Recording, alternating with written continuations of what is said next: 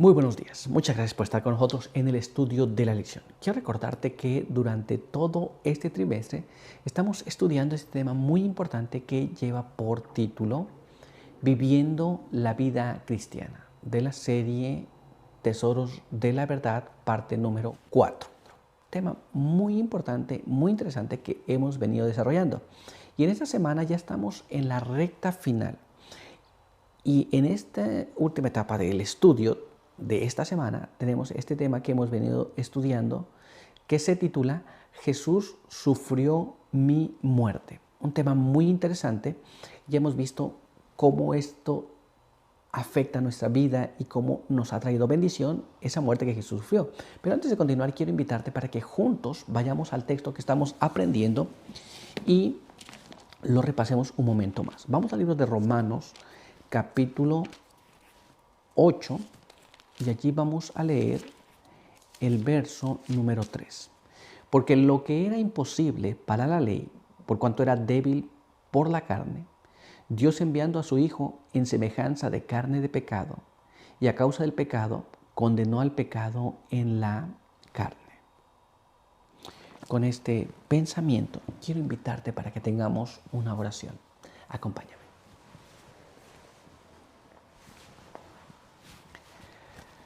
Padre eterno que está en los cielos, santo y bendito sea su nombre. En esta mañana queremos agradecer por permitirnos encontrar a través de este medio para compartir esto de su palabra. Queremos pedir que su bendición nos acompañe. Pedimos que nos ayude a comprender la verdad y que su buen espíritu nos pueda grabar esa verdad en nuestras mentes, de tal manera que podamos vivir y obedecer según su voluntad. Guárdanos en esta hora, bendíganos con sus buenos ángeles, en el nombre de Jesús. Amén. Muy bien, pues vamos a continuar con nuestro estudio para el día de hoy, la ley. Y nuestra primera pregunta nos dice de esta manera. Según la ley del matrimonio, ¿qué libera a una mujer de su primer marido? Esto es, según la ley del matrimonio, que ya estudiamos un poco de esto la semana pasada, pero ¿qué es lo que hace que la mujer quede libre de su primer marido? Vamos a ver lo que la Biblia nos dice sobre este asunto. Vamos a leer lo que está escrito allí en el libro de Romanos, capítulo 7. Romanos, capítulo 7, y allí vamos a leer el verso número 2. Y ahí vemos lo que nos dice de esta manera. Una mujer casada está sujeta por ley a su esposo mientras él vive, pero si el esposo muere, ella queda libre de la ley del esposo. Muy bien. Esto es, la Biblia nos dice que mientras el esposo vive, ella está sujeta a la ley del matrimonio, la ley del esposo y la esposa, ¿cierto? Pero si éste muriese, si el esposo en algún momento llegase a morir, ella queda libre de esa ley. Muy bien, ¿estamos claros? Entonces, ¿cómo puede verse libre de esta cosa? ¿Cómo se mantiene? Bueno, a través de la muerte. Cuando uno muere, entonces ahí está libre. Pero ¿qué más nos dice la Biblia? Vamos a ver ahora lo que está escrito en este siguiente párrafo, que se encuentra en 1 Corintios, capítulo 7, y allí vamos a leer el verso número 39. La mujer casada está ligada a su esposo mientras él vive, pero si el esposo muere, ella queda libre para casarse con quien quiera con tal que sea en el Señor. Así que entonces, en la ley del matrimonio no funciona apenas de que hoy me caso y mañana me voy con alguien más. No, la Biblia es muy clara. En cuanto el esposo vive, no está libre, pero si el esposo muere, entonces queda libre. ¿Estamos entendiendo? Entonces, esto es muy claro. Tenemos que ver lo que la Biblia nos dice sobre estas cosas, y ya lo vimos. La forma de verse libre de un matrimonio es si el esposo muere. Muy bien, pero vamos a continuar y vamos a ver ahora nuestra siguiente pregunta. Veamos lo que nos dice. ¿Es legal que alguno mate al primer esposo? Esto es, ¿podemos nosotros decir, bueno, pues si tienes un esposo y te quieres ver libre, bueno, pero ¿será correcto que uno diga, bueno, porque el texto decía, si el esposo muere?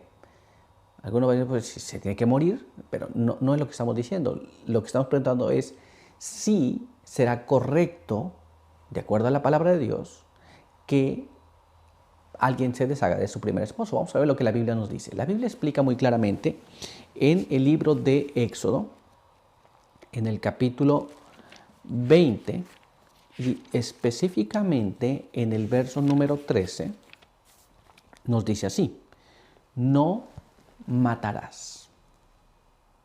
La Biblia especifica que no debemos matar. Esto es, no está correcto deshacer del esposo para poder ir con otra persona. Es totalmente incorrecto. Pero vamos a ver qué más nos dice la palabra de Dios. Así que vamos a ver este siguiente párrafo. Este se encuentra allá en el libro de Juan, capítulo 8. Y allí vamos a leer el verso 44. Miren cómo dice: vosotros sois de vuestro padre el diablo, y los deseos de vuestro padre queréis cumplir. Él ha sido homicida desde el principio y no permaneció en la verdad porque no hay verdad en él. Cuando habla mentira, habla de lo que él mismo es, porque es mentiroso y padre de mentira. La Biblia nos dice que nosotros no estamos autorizados a deshacernos del primer esposo. Ahora, ya vimos que el primer esposo es cuando estamos vendidos al pecado, muy bien. Y Cristo es el esposo que nosotros queremos tener, según lo que leímos en la Biblia la semana pasada, muy bien. Ahora, la Biblia dice que no debemos matar. Pero si nosotros matamos, nos convertimos de el diablo. ¿Por qué? Porque él ha sido homicida desde el principio. ¿Estamos entendiendo? Entonces no está correcto matar al primer esposo para vernos libres de esa unión que no está correcta. Pero vamos a ver qué más nos dice nuestra siguiente pregunta. Veamos lo que está escrito aquí. A fin de salvar al pecador, ¿por qué es necesario mantener la legalidad de la ley en el plan de la redención? Esto es, para que el ser humano se pueda salvar, ¿por qué la ley tiene que permanecer? ¿Por qué no podemos quitar la ley para que el ser humano se pueda salvar? Vamos a ponerlo de esta manera. Si no hay ley, no hay algo que nos condene, porque no hay forma de saber que estás haciendo bien o mal. Y si no hay nada que nos condene, entonces estaríamos seguros ya. Pero ¿por qué no se puede hacer de esta manera? Vamos a ver lo que la Biblia nos dice respecto a este asunto. Leamos lo que está escrito en el libro de Salmos, en el capítulo 85 y el verso número 10. Y ahí leemos así: el amor y la fidelidad se encontraron, la justicia y la paz se besaron. La Biblia nos dice que tiene que ocurrir dos cosas. Una, justicia y paz. Amor y fidelidad. No podemos separar estas cosas. Cuando lo juntamos, entonces se puede obtener la salvación de una persona que ha pecado, pero que no va a permanecer en el pecado. Muy bien, pero vamos a ver qué más nos dice la palabra de Dios. Vamos a leer este siguiente párrafo. Este se encuentra allá en el libro de Daniel, capítulo 9. Y allí vamos a leer el verso número 7. Leamos allí. Tuya es, Señor, la justicia y nuestra la confusión de rostro, que hoy lleva todo hombre de Judá, de Jerusalén y de todo Israel, los de cerca y de lejos, en todas las tierras donde los echaste a causa de su rebelión contra ti. La Biblia nos llama que la justicia es de Dios. Muy bien. Dios es justo, no va a hacer algo injusto con el ser humano, aunque el ser humano ha pecado. Muy bien. Aunque el ser humano se rebela contra Dios, Dios no va a hacer algo injusto. Entonces, ¿cómo va a poder salvar al ser humano siendo el ser humano injusto, pero Dios justo? Vamos a ver lo que nos dice la pluma inspirada sobre este asunto. Leamos lo que está escrito en este siguiente párrafo. El Hijo de Dios, al volverse sustituto del hombre y cargar con la maldición que debía caer sobre éste, se comprometió en favor de la humanidad a mantener el honor de la ley de Dios. El Padre ha entregado el mundo en manos de Cristo, para que mediante su obra mediadora salve al pecador y reivindique completamente las exigencias de la ley. Entonces, como seres humanos nosotros hemos desobedecido a Dios, pero Jesús tomó la culpabilidad sobre él y entonces la ley de Dios queda completamente satisfecha en la vida de Jesús. De esta manera el ser humano es salvado de la perdición. Pero vamos a ver qué más. Vamos a ver ahora lo que nos dice este siguiente párrafo. Mira cómo está escrito. Su misión era convencer a los hombres del pecado, el cual es la transgresión de la ley, y mediante los méritos de su sangre y a través de su mediación, devolverlos a la obediencia. Por medio del sacrificio de Cristo, la ley podía mantenerse y el pecador podía ser perdonado. No solo liberado del poder del pecado, sino renovado conforme a la imagen del que lo creó. ¿Nos damos cuenta? Esto es, mediante la muerte de Cristo, el ser humano podía ser perdonado, la ley quedaba satisfecha. Por supuesto que tendríamos que aceptar a Jesús como nuestro sustituto. Y ahí la ley se mantiene como tal, la ley de Dios. Esto es que exige justicia, pero que Dios también ofrece misericordia a través del plan de la salvación que es en Cristo Jesús. La legalidad de la salvación.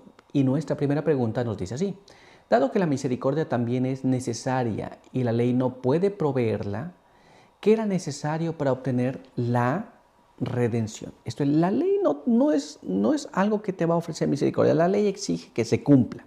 Muy bien, pero se necesita la misericordia también. Entonces, ¿qué es necesario que el ser humano tenga para que el plan de la salvación sea efectivo? Porque la ley demanda justicia. Vamos a ver lo que la Biblia nos dice en relación a estas cosas. Leamos lo que está escrito aquí en el libro de Romanos, capítulo 8, y allí leemos el verso 3 y el verso 4. Porque lo que era imposible a la ley, por cuanto era débil por la carne, Dios, al enviar a su propio Hijo en semejanza de carne de pecado y como sacrificio por el pecado, condenó al pecado en la carne para que la justicia que quiere la ley se cumpla en nosotros, que no andamos conforme a la carne, sino conforme al Espíritu. La Biblia nos dice que justos no podíamos ser. Muy bien. Somos débiles por causa de la carne y la ley exige justicia. Así que para que esto pudiera ocurrir y se manifestara la misericordia hacia nosotros, Dios envió a Jesús en semejanza de carne de pecado para condenar el pecado en la misma carne. Este es el plan de la redención. Pero ahora, para vivir correctamente, necesitamos aceptar a Jesús, y no apenas aceptar a Jesús, esto es ya no vivir más en la carne, pero vivir en el Espíritu.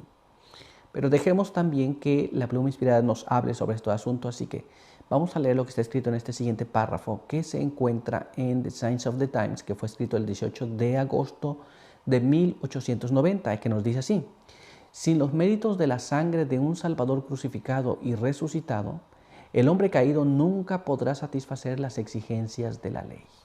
Muy bien, esto es, sin Jesús ofreciéndose a sí mismo en favor de nosotros, nunca nosotros podremos vivir de acuerdo a la ley que Dios pide. ¿Nos damos cuenta? Necesitamos a un Salvador, necesitamos a Jesús en nuestro lugar. Pero ¿qué más? Vamos a ver ahora lo que nos dice este siguiente párrafo. Acompáñame. Nunca hemos insinuado, ni en los sermones predicados por nuestros ministros, ni en los miles de páginas de nuestros impresos, esparcidos por todo el mundo, que haya poder alguno en la ley para salvar al pecador. Por el contrario, nuestros oradores y escritores han repetido una y otra vez que la ley no tiene poder para redimir al transgresor de las consecuencias de su pecado. Esto es, por medio de la ley, nosotros no podemos, en ningún momento, no podemos ser cambiados ni podemos ser redimidos. La ley nos muestra nuestra pecaminosidad, el mal que hay en nosotros, pero no tiene poder para cambiarnos. Muy bien, nunca hemos dicho que la ley nos va a cambiar, pero vamos a ver qué más nos sigue diciendo. Vamos a leer ahora en este siguiente párrafo. Acompáñame. Mira cómo dice. Cuando el pecador es convencido a través de la luz de la ley, entonces tiene una obra que hacer. Arrepentimiento hacia Dios debido a la transgresión de su ley y su fe hacia nuestro Señor Jesucristo, el sustituto y fiador del pecador. Entonces el perdón y la salvación gratuita pueden ser suyos. Pero Jesucristo nunca salvará a alguien que conozca la ley de Dios y sin embargo viva transgrediéndola. Muy bien, aquí tenemos el asunto claro. Esto es, la ley no nos puede salvar, pero cuando comprendemos el asunto de la ley sabemos nuestra obligación para con Dios. Nos encontramos que somos transgresores de esa ley y ahora como transgresores necesitamos arrepentirnos hacia Dios por haber transgredido la ley de Dios. Y no apenas arrepentirnos, pero necesitamos aceptar a Jesús como nuestro sustituto, nuestro Salvador. Muy bien.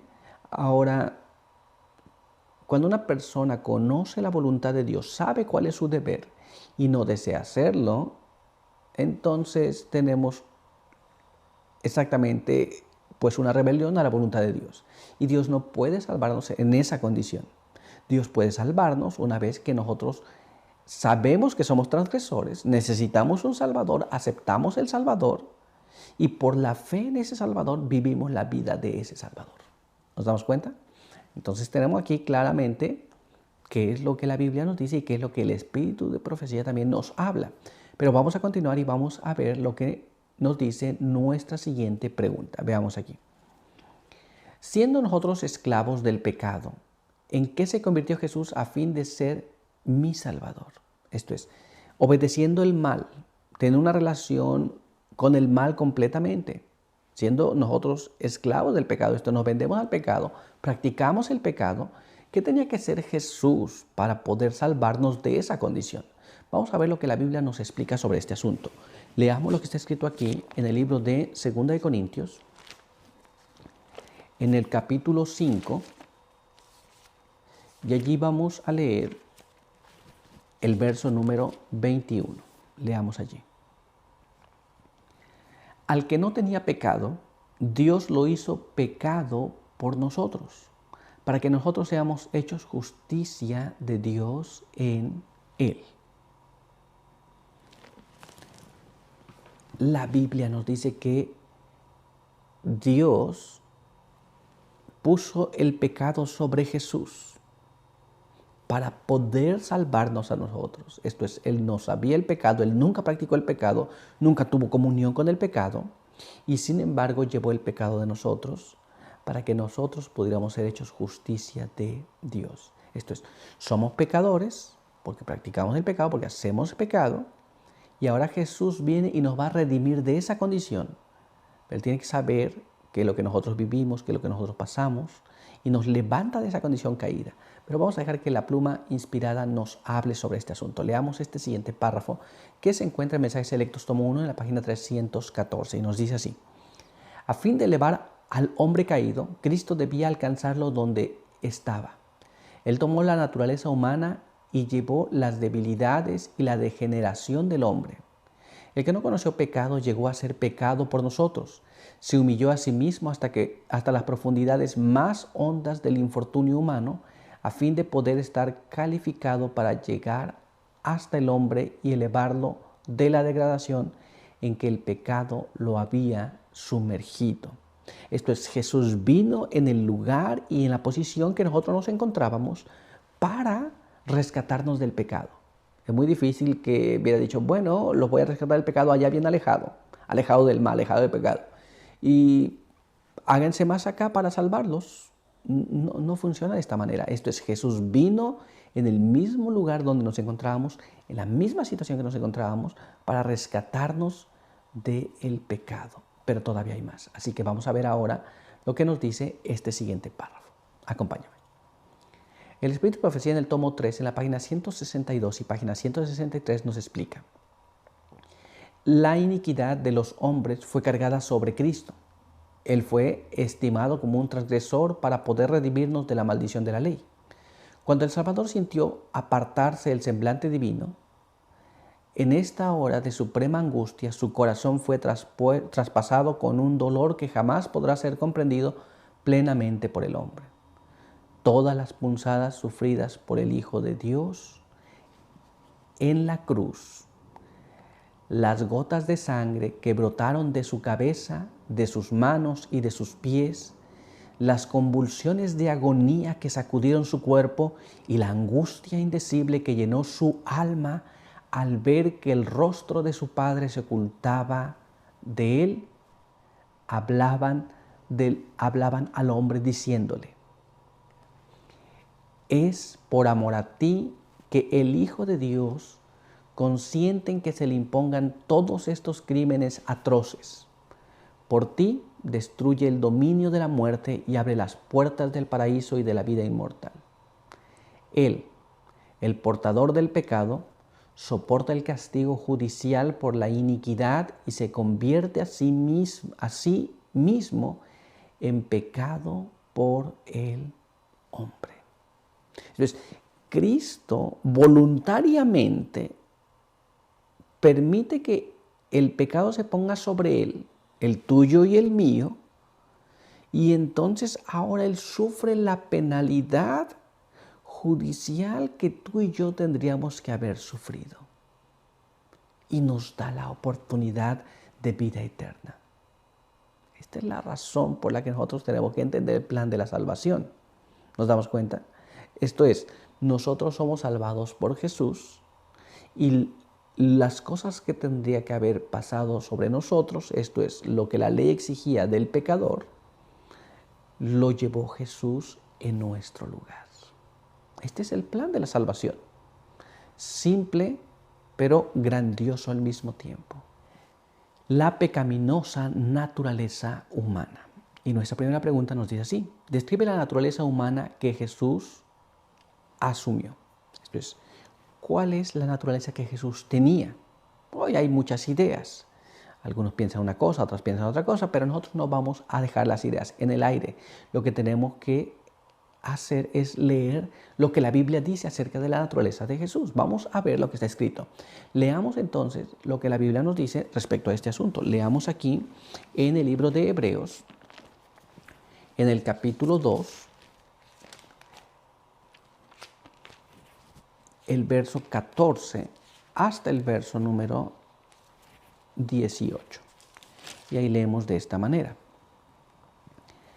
así, por cuanto los hijos participan de carne y sangre, él también participó de lo mismo, para destruir por su muerte al que tenía dominio de la muerte, a saber, al diablo, y librar a los que por el temor de la muerte estaban por toda la vida sujetos a servidumbre.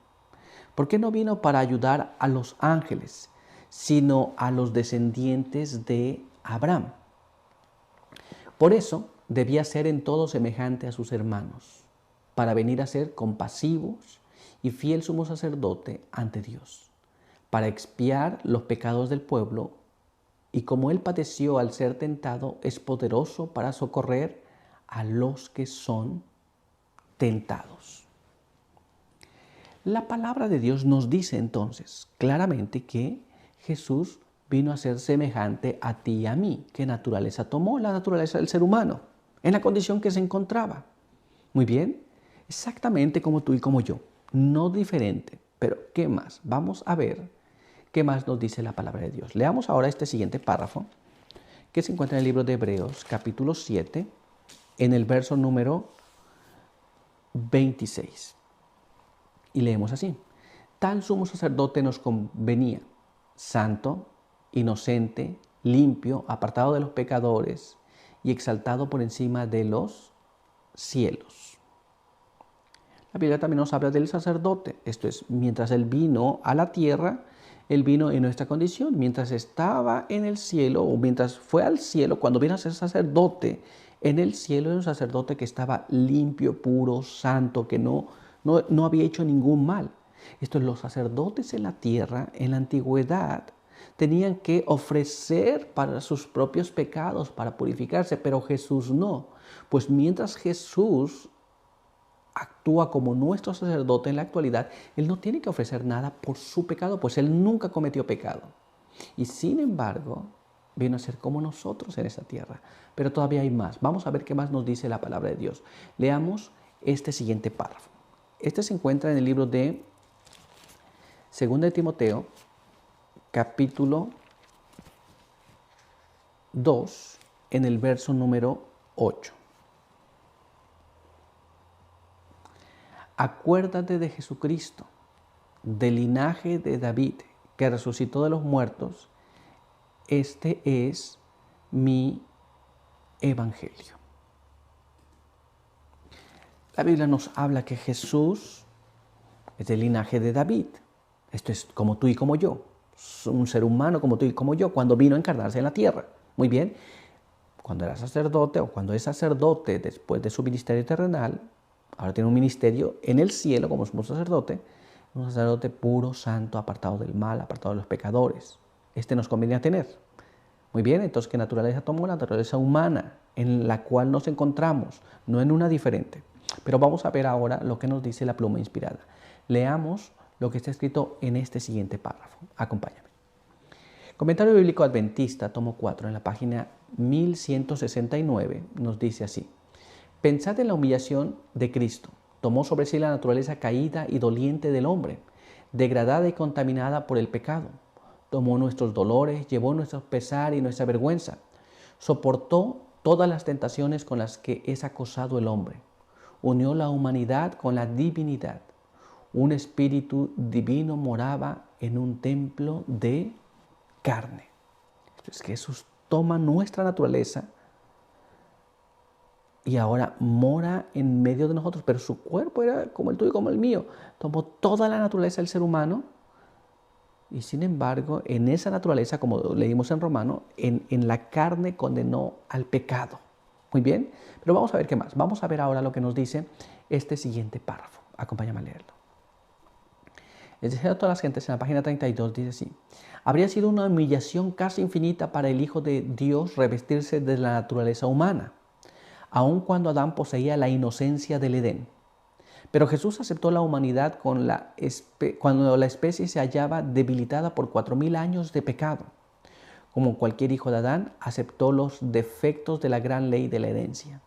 Y la historia de sus antepasados terrenales demuestra cuáles eran aquellos efectos. Mas Él vino con una herencia tal para combatir nuestras penas y tentaciones y darnos ejemplo de una vida sin pecado. Entonces Jesús viene en nuestra misma naturaleza, 4000 años de pecado después de que el ser humano ha pecado, y el texto nos decía que hubiera sido una humillación casi infinita tomar la naturaleza aún de Adán cuando no había pecado. Pero Él tomó la naturaleza del ser humano después del pecado, muy bien, y siguió la forma que hasta ese momento había ocurrido. Esto es, nuestra desgracia estaba allí, nuestro mal estaba presente. Jesús no viene a tomar algo diferente, toma exactamente lo mismo que tú y yo. Muy bien, pero vamos a continuar y vamos a ver ahora lo que nos dice este siguiente párrafo. Acompáñame. The Signs of the Times, el 17 de junio de 1897, dice así. Si no hubiera sido simplemente humano, Cristo no habría podido ser nuestro sustituto. No habría podido lograr en la humanidad esa perfección de carácter que todos tenemos el privilegio de alcanzar. Él era la luz y la vida del mundo. Vino a esta tierra para obrar en favor de los hombres, a fin de que ya no estuvieran bajo el control de las agencias satánicas. Esto es, Jesús vino como humano. Muy bien. No vino de forma diferente. Algunos pueden pensar que Jesús vino diferente, por eso podía hacer cosas. Él vino como humano para poder librarnos en la condición en la que nos encontrábamos, dependiendo totalmente del poder de su Padre para la salvación del ser humano. Pero todavía hay más, así que vamos a ver ahora lo que está escrito en este siguiente párrafo. Acompáñame a leerlo. Mira cómo dice. Pero mientras llevaba la naturaleza humana dependía del Omnipotente para su vida. En su humanidad se aferró a la divinidad de Dios. Y esto es algo que todo miembro de la familia humana tiene el privilegio de hacer. Cristo no hizo nada que la naturaleza humana no pueda hacer si participa de la naturaleza divina. Como hemos dicho, Jesús tomó una naturaleza humana 100% humana. No un 90%, 80%, 100% humana. Y lo que Jesús hizo es depender del poder divino.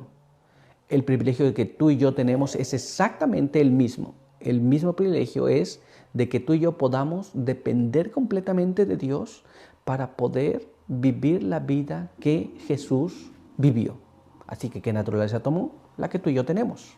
Ninguna otra diferente. Muy bien, ¿estamos claros? Pues vamos a continuar y vamos a ver ahora lo que nos dice nuestra siguiente pregunta. Leamos aquí. ¿Por qué Jesús debió asumir nuestra naturaleza humana? Esto es, ¿cuál es la razón por la que Él debió tomar esa naturaleza? Ya sabemos que tomó la naturaleza humana, pero ¿cuál es la razón? ¿Por qué debió tomar esa naturaleza? Vamos a ver lo que nos dice la palabra de Dios. Acompáñame a leer este siguiente párrafo que se encuentra en el libro de Hebreos, en el capítulo 2 y en el verso número 10. Mira lo que dice.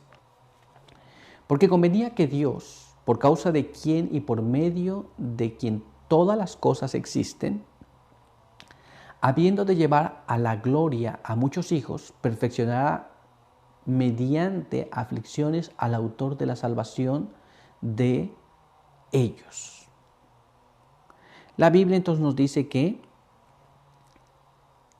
para ser salvos, muy bien, debía perfeccionarse a través de las aflicciones. Entonces debía sentir como tú y como yo. No podría ser diferente. Si no sabía lo que pasaba con el ser humano, si no sabía las dificultades que el ser humano tenía para estas cosas, ¿cómo podría ser nuestro sustituto? Pero vamos a ver ahora qué es lo que nos dice aún más la Biblia. Leamos este siguiente párrafo. Tal sumo sacerdote nos convenía, santo, inocente, limpio, apartado de los pecadores y exaltado por encima de los cielos. Esto es, para que Jesús pudiera entender las dificultades del ser humano, tendría que experimentar, tendría que saber qué es lo que sufre, cuáles son sus dificultades, y sin embargo vivir una vida sin pecado. Por esa razón, tuvo que tomar la naturaleza humana tal como somos nosotros, con todas nuestras debilidades, con todas nuestras dificultades, para poder saber qué es lo que el ser humano, o cuál es la razón por la que el ser humano no puede vivir. Pero demostró en la carne que el pecado se puede vencer si dependemos completamente de Dios como Él lo hizo. Así que tu privilegio es el mío. Pero vamos a dejar que la pluma inspirada nos hable sobre este asunto. Leamos lo que dice aquí. Comentario Bíblico Adventista, tomo 7, en la página 916, dice así. Cristo era un verdadero hombre y demostró su humildad convirtiéndose en hombre.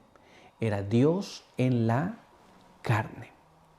Así que tenemos aquí, no era algo parecido a un hombre, sino era un hombre completamente. Era Dios viviendo en medio de nosotros. ¿Nos damos cuenta? Pero todavía hay más. Vamos a ver ahora lo que nos dice este siguiente párrafo. Acompáñame a leerlo. En el Instructor Juvenil, que fue escrito el 20 de julio de 1899, leemos así. A un precio infinito y mediante un proceso misterioso, tanto para los ángeles como para los hombres, Cristo asumió la humanidad, ocultando su divinidad, dejando a un lado su gloria. Nació como niño en Belén.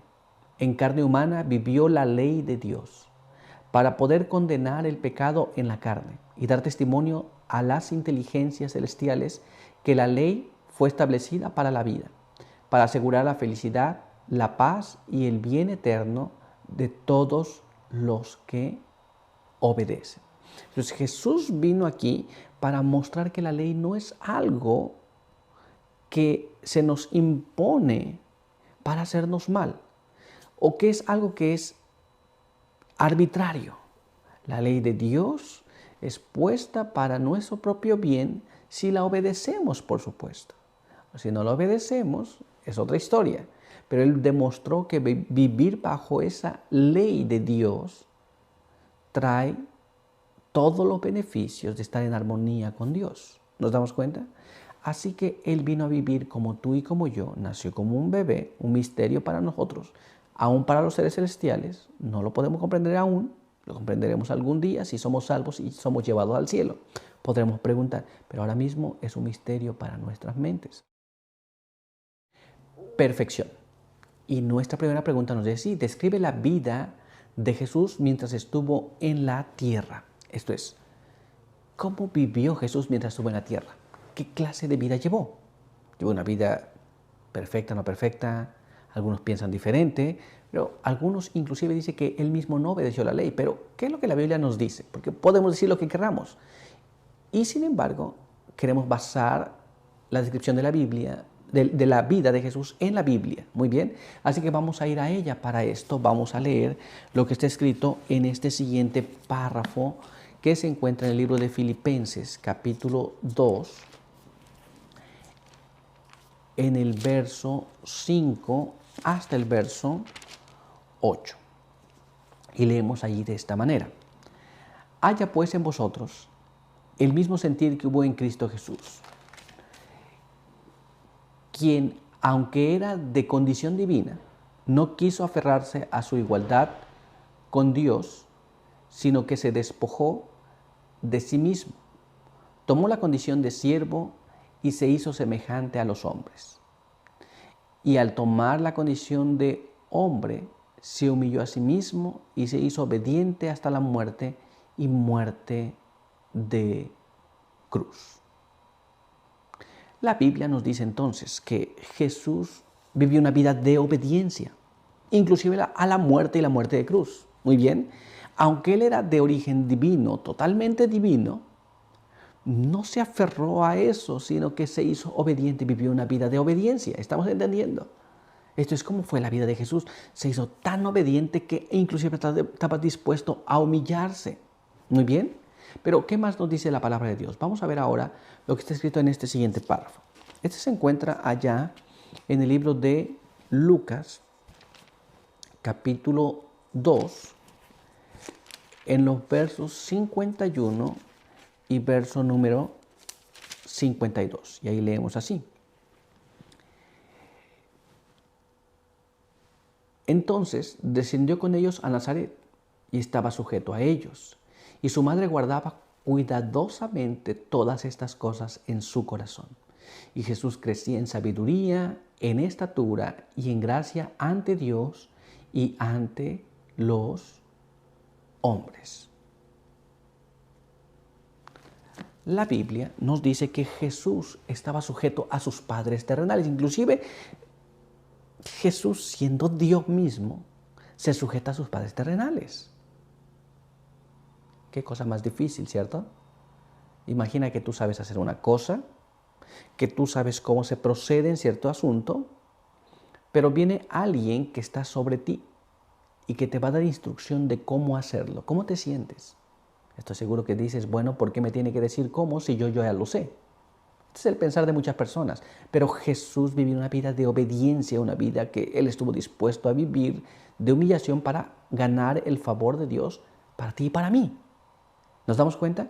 Y no apenas eso. La Biblia dice que Jesús crecía en sabiduría, en gracia para con Dios y para también con los hombres. Esto se sujetaba a todo. Vivió una vida como la que tú y yo debemos vivir. Eso es lo que la Biblia nos dice, ¿cierto? Una vida de obediencia completa. Pero vamos a ver lo que nos dice la pluma inspirada. Leamos lo que está escrito en este siguiente párrafo. Acompáñame a leerlo. The Review and Herald, que fue escrito el 21 de marzo de 1893, nos dice así.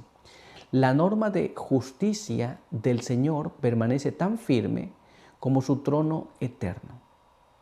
Es su santa ley, y porque ni un solo precepto de esta ley podía cambiarse para adaptarse al hombre en su condición caída, el Padre consintió en dar a su Hijo unigénito para que muriera.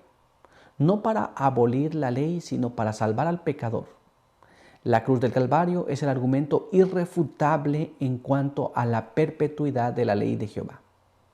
Cuando el gran maestro dio su sermón en el monte, mostrando la inmutabilidad de la ley de Dios, estaba exponiendo la ley que él mismo dio.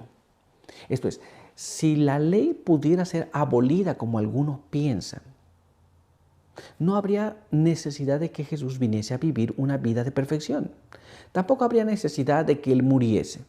Simple y sencillamente la ley se abolía y no hay penalidad para nadie. Esto es, estás limpio. Pero el hecho de que Jesús haya muerto en favor tuyo y en favor mío es un argumento tan fuerte, tan poderoso, de que la ley no se puede cambiar. Es inmutable. Y cuando Jesús le explicaba, Él está explicando la misma ley que Él dio, pero todavía hay más. Así que vamos a ver ahora lo que nos dice este siguiente párrafo. Acompáñame a leerlo.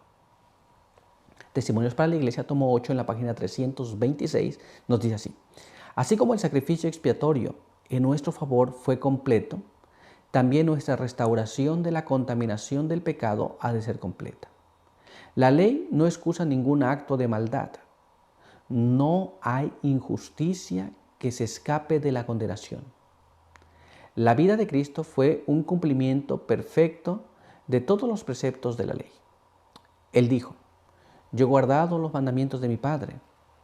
Su vida es nuestra norma de obediencia y servicio. Esto es, no hay una cosa que escape de la ley de Dios. La injusticia que podamos cometer en contra de alguien o de otro está tipificada en la ley. Si queremos vivir una vida correcta, hemos de vivir de acuerdo al modelo Cristo Jesús, pues Él vivió de acuerdo a esa ley. Por eso que Jesús en cierta ocasión dijo, ¿quién me convence de pecado? ¿O quién me redarguye de pecado? Porque no había pecado en Él. Muy bien. Pero vamos a continuar y vamos a ver ahora lo que nos dice este siguiente párrafo. Acompáñame.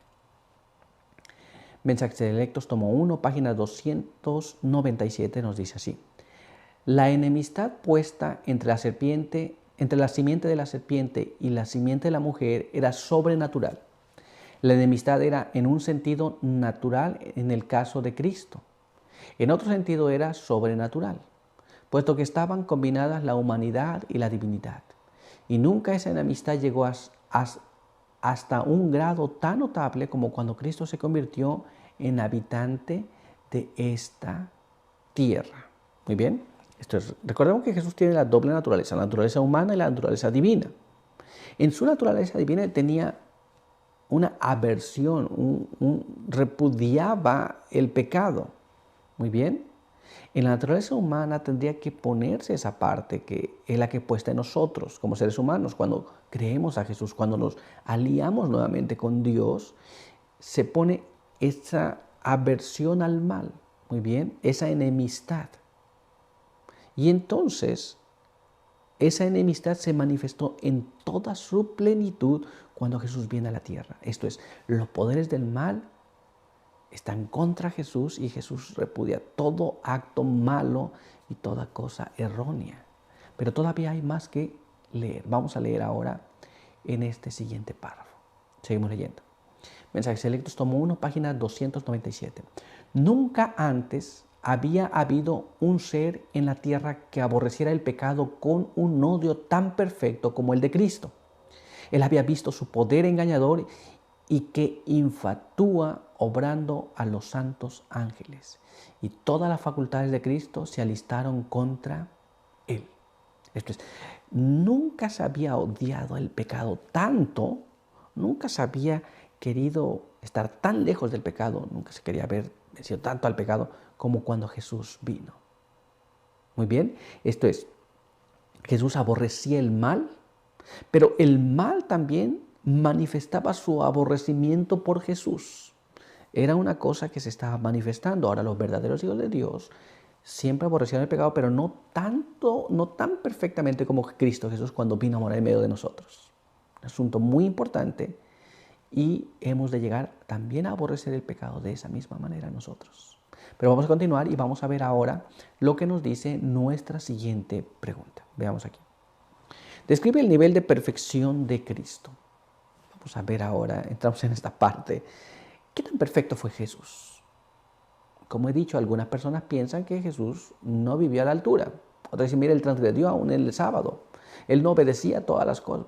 Bueno, vamos a ver qué tan perfecto fue. Leamos lo que la Biblia dice, porque como dije en otras ocasiones, podemos decir nuestra opinión, y es muy respetable nuestra opinión. Sin embargo, en asuntos de fe, en asuntos que estamos leyendo en la palabra de Dios, esto es lo que está escrito. Así que vamos a ver lo que está escrito. Acompáñame a leer este siguiente párrafo que se encuentra en el libro de Hebreos, capítulo 4, y allí vamos a leer en el verso 14 hasta el verso 16. Y leemos así. Por tanto, siendo que tenemos un gran sumo sacerdote que entró en el cielo, a Jesús, el Hijo de Dios, retengamos la fe que profesamos, porque no tenemos un sumo sacerdote incapaz de simpatizar con nuestras debilidades, sino al contrario, fue tentado en todo según nuestra semejanza, pero sin pecado. Acerquémonos, pues, con segura confianza al trono de la gracia, para alcanzar misericordia y hallar gracia para el oportuno socorro. La Biblia nos dice que no tenemos un sumo sacerdote que tenía flaquezas o que un sumo sacerdote que no se pueda compadecer de lo que nosotros tenemos. Él sintió tu aflicción, Él sintió mi aflicción, sintió las necesidades que tenemos cada uno de nosotros. Y sin embargo, la Biblia nos habla que era según nuestra semejanza, pero sin pecado. Y podemos acercarnos al trono de la gracia confiando en Él para alcanzar misericordia. ¿Nos damos cuenta? Esto es, Él vivió una vida perfecta en obediencia a Dios para que tú y yo podamos tener misericordia. Pero la Biblia tiene algo más que decirnos. Vamos a ver lo que está escrito ahora aquí en este siguiente párrafo. Este se encuentra en el libro de 1 de Pedro, capítulo 2, en los versos 21 al verso número 24. Y ahí leemos así. Para eso fuisteis llamados, porque también Cristo padeció por vosotros, dejándoos ejemplo para que sigáis sus pisadas. Él no cometió pecado, ni fue hallado engaño en su boca. Cuando lo maldecían, no respondía con maldición. Cuando padecía, no amenazaba, sino que se encomendaba al que juzga con justicia. Él mismo llevó nuestros pecados en su cuerpo sobre el madero, para que nosotros podamos morir a los pecados y vivir a la justicia, porque por sus heridas fuisteis sanados. Jesús vivió una vida de perfección de tal manera que lo que Él padeció nos trae a nosotros la bendición de solamente aceptar esa vida. Esto es, cuando hacían mal para Él, Él no respondía con el mismo mal. ¿Nos damos cuenta? Así que Jesús vivió una vida perfecta completamente en favor tuyo y en favor mío. Pero vamos a dejar que la pluma inspirada nos hable también y vamos a leer lo que está escrito en este siguiente párrafo. Acompáñame. Los Hechos de los Apóstoles en la página 423 y la página 424 nos dice así. A nadie se le impide alcanzar en su esfera la perfección de un carácter cristiano. Por el sacrificio de Cristo se ha provisto para que los creyentes reciban todas las cosas que pertenecen a la vida y a la piedad. Dios nos invita a que alcancemos la norma de perfección y pone como ejemplo delante de nosotros el carácter de Cristo. Esto es, no hemos de pensar que tengo menos oportunidades, que otros tienen más oportunidades que yo. Esto es, nos pone el único blanco que tú y yo debemos fijarnos. No te fijes en las personas, en los líderes espirituales, en el hermano o en la hermana. La norma que tenemos delante de nosotros es el carácter de Cristo Jesús. Y si dependemos de Dios como Jesús dependió de Dios, tú y yo tenemos el privilegio de alcanzar la norma que fue puesta por Dios, el carácter de Cristo Jesús. Muy bien, pero todavía hay más, así que vamos a ver ahora lo que nos dice este siguiente párrafo. Acompáñame a leerlo. Los Hechos de los Apóstoles en la página 423 y 424 nos explica. En su humanidad, perfeccionada por una vida de constante resistencia al mal, el Salvador mostró que cooperando con la divinidad, los seres humanos pueden alcanzar la perfección de carácter en esta vida.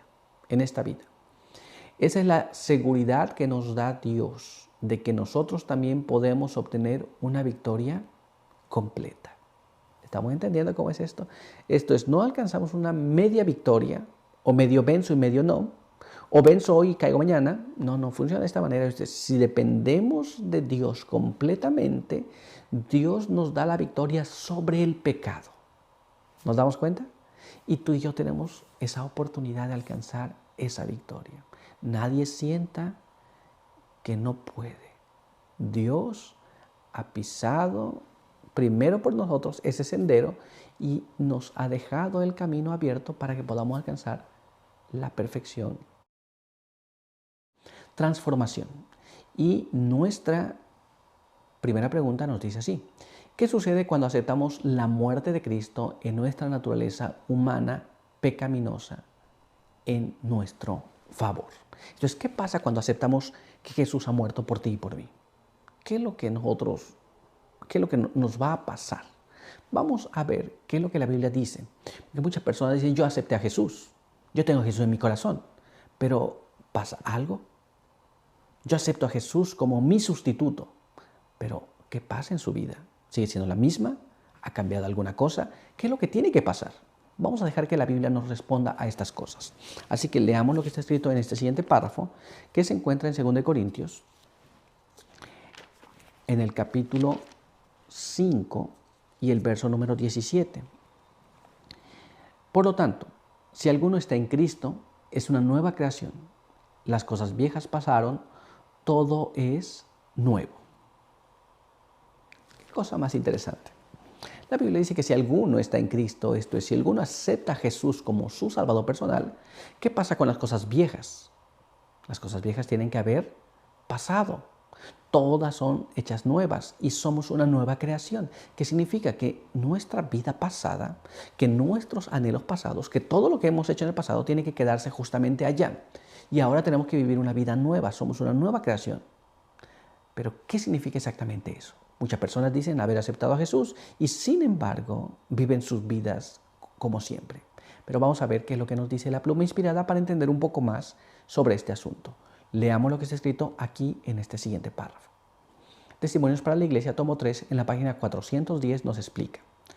No fueron meramente los dolorosos retortijones del hambre lo que hizo que sus sufrimientos fueran indeciblemente severos, sino que fue la culpa de los pecados del mundo lo que abrumaba muy pesadamente.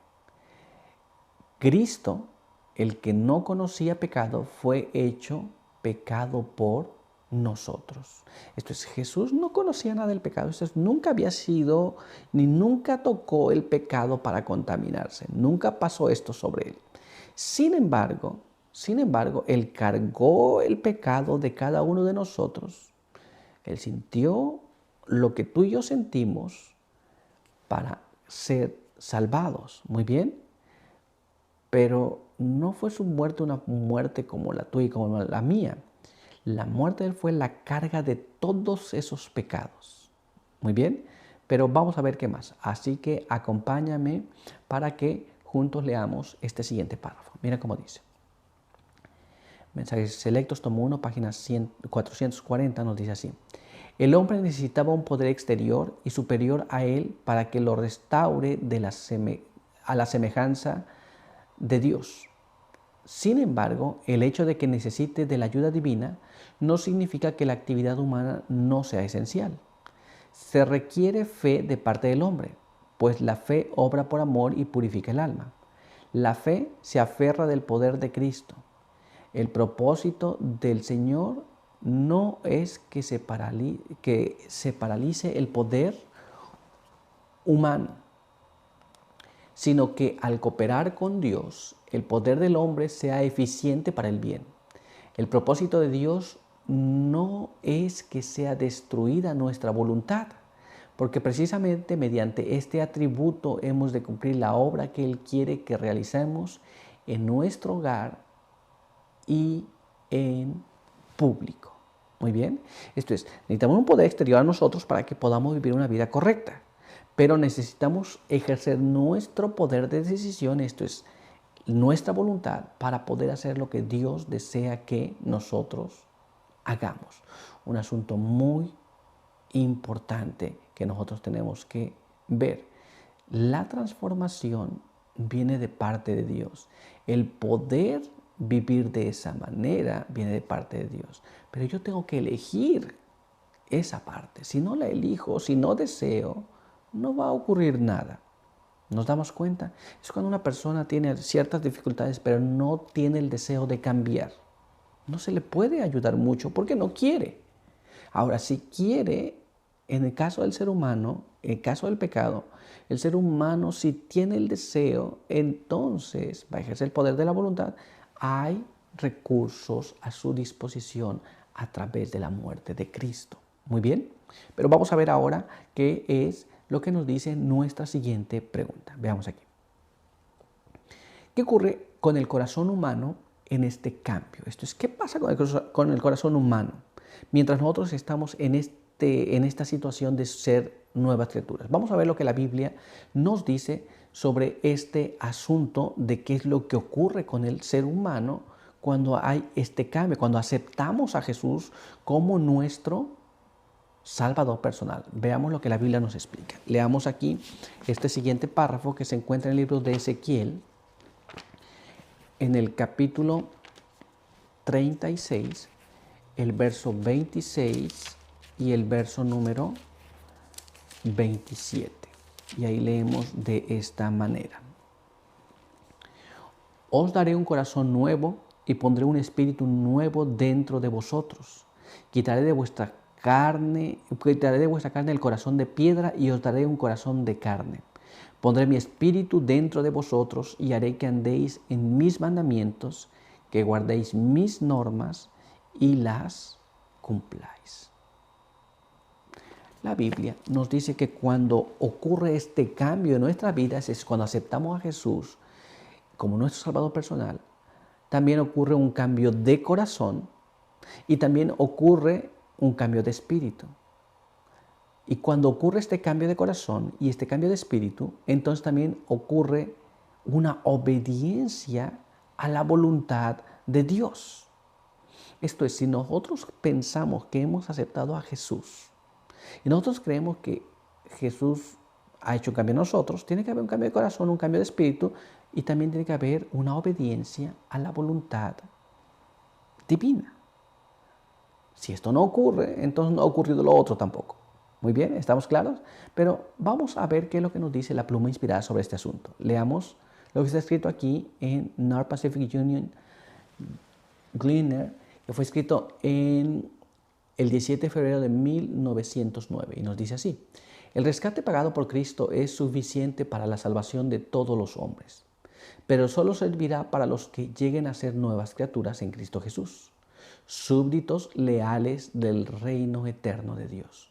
Su sufrimiento no protegerá del castigo al pecador impenitente y desleal. Esto es, Jesús ya hizo el sacrificio. Yo tengo que aceptarlo. Cuando lo acepto, entonces me vuelvo en un súbdito. Pero no puedo ser un súbdito desleal. Tengo que ser leal. Tengo que vivir la vida de Jesús. Tengo que aceptar a Jesús no apenas en su muerte para pagar mi deuda del pecado, pero también tengo que aceptar en su vida a Jesús para vivir una vida conforme a su voluntad. ¿Nos damos cuenta? Muchas personas aceptan la muerte de Jesús para salvarlos del pecado, de la muerte del pecado, pero no aceptan a Jesús en su vida para vivir de acuerdo a la vida de Jesús. Y en esa condición no vamos a poder alcanzar la salvación. Pero vamos a ver qué más nos dice. Así que vamos a ver ahora lo que está escrito en este siguiente párrafo.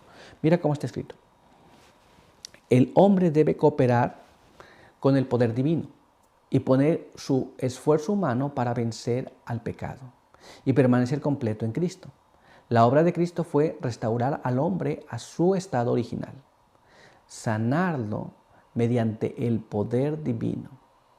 La parte del hombre consiste en aferrarse por la fe a los méritos de Cristo y cooperar con las agencias divinas en la formación de un carácter justo.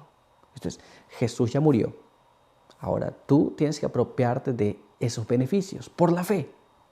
Y tenemos que apropiarnos de las promesas que Dios nos ha dado, de todos los recursos que Dios ha dado para poder permitirle a Dios crear un carácter semejante al de Cristo Jesús. Y este es el camino hacia la perfección cristiana. Pero por hoy nuestro estudio ha concluido. Así que quiero invitarte para que juntos tengamos una oración. Acompáñame. Padre eterno que está en los cielos, santo y bendito sea su nombre. En esta hora queremos agradecer por permitirnos leer su palabra. Queremos pedir que nos ayude a confiar en ella, por la fe aceptarla. Pedimos que realmente podamos aceptar a Jesús como nuestro sustituto y podamos también alcanzar las promesas que Él ha dejado por medio de la fe. Pedimos que nos dé su gracia para poder ser transformados a su imagen y alcanzar la perfección que Dios desea en cada uno. Guárdenos aquí, bendiga a aquellos que nos ven y nos escuchan, donde quiera que se encuentren, en el nombre de Jesús. Amén. Muy bien, pues muchas gracias por estar con nosotros. Recuerda que pues te estaremos esperando en la siguiente edición de la lección de Escuela Sabática. No te olvides compartir estos materiales con aquellos que piensas que puede ser de beneficio para ellos. Si no estás suscrito, te invitamos a que te suscribas y pues coméntanos. Permite que este material llegue a muchas personas y ora por nosotros. Estamos orando por ti. Así que te esperamos en la siguiente edición de la lección de Escuela Sabática. Por hoy, 1.000.000 de bendiciones.